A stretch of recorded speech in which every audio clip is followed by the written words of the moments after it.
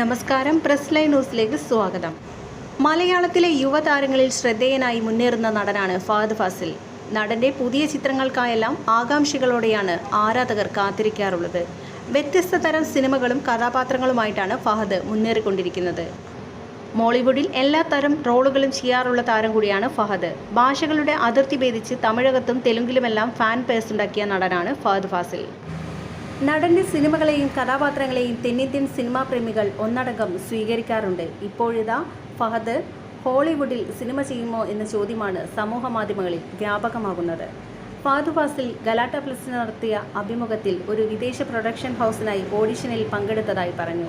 ഈ വാക്കുകൾക്ക് പിന്നാലെയാണ് സമൂഹ മാധ്യമങ്ങളിൽ നടൻ ഹോളിവുഡിൽ അഭിനയിക്കുമോ എന്ന ചോദ്യം ഉയരുന്നത്. ഞാനൊരു വിദേശ പ്രൊഡക്ഷൻ ഹൗസിനായി ഓഡിഷനിൽ പങ്കെടുത്തു.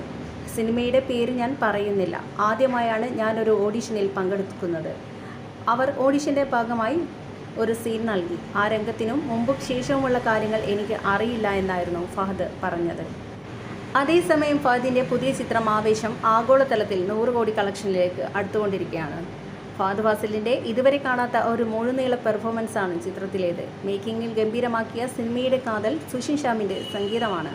ചിത്രത്തിലെ പാട്ടിന് തന്നെ ആരാധകരേറെയാണ്.